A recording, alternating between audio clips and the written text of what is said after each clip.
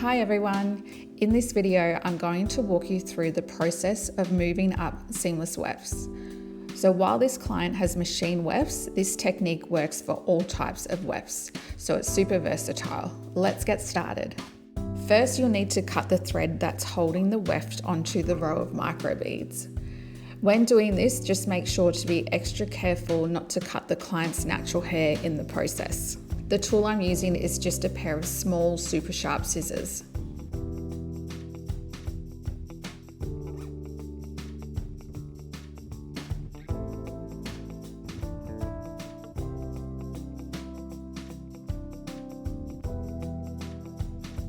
Next, we're going to take out the microbeads, and the tool I'm using to do this is a pair of claw pliers. These pliers are great because they help split open the microbead from the inside, and then the bead just slides right out. Now, once the microbeads are removed, you might notice some buildup from old hair products or dandruff residue.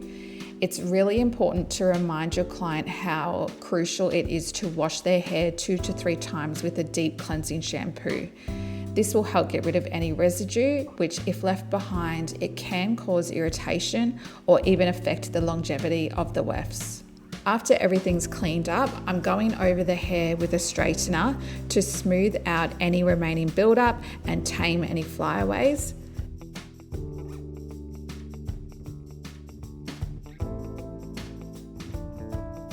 Then I'm going to use my rat tail comb to refine the row and ensure the new microbeads are positioned on fresh hair. Then I clip down any stray hairs above the row with my trusty styling clips. Okay, so now we're on to doing the new row. I like to keep the row about 5 to 10 millimeters thick. And then a little trick that I find works really well for me is I place a thin flat clip underneath the row to hold the hair down. So as I'm doing the beads, it holds any hair from underneath getting tangled up into the beads the new beads that I'm placing. So when applying the new microbeads, I like to space them about 10 millimeters, a centimeter apart, and I do adjust this slightly depending on the density of the client's natural hair.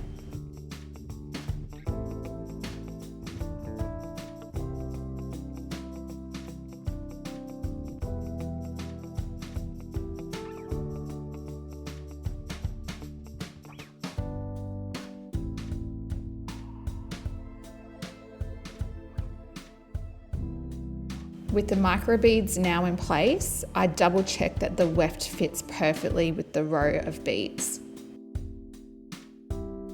I then pin the beads up and position the bottom weft under them, and then pin that in place.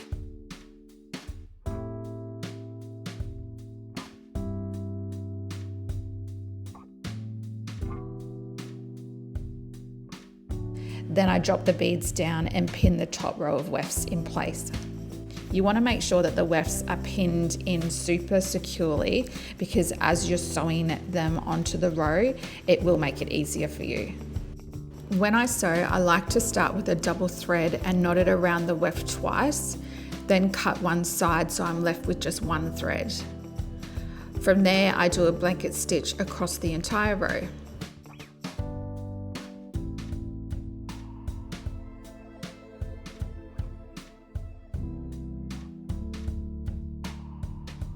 I make sure to run my fingers underneath the weft every so often to check that no stray hairs are being pulled up into the stitches that I'm doing.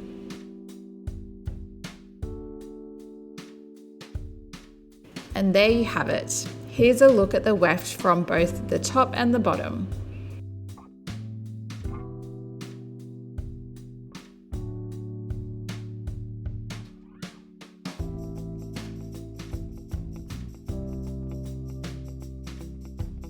If you have any questions, please feel free to leave it in the comments below.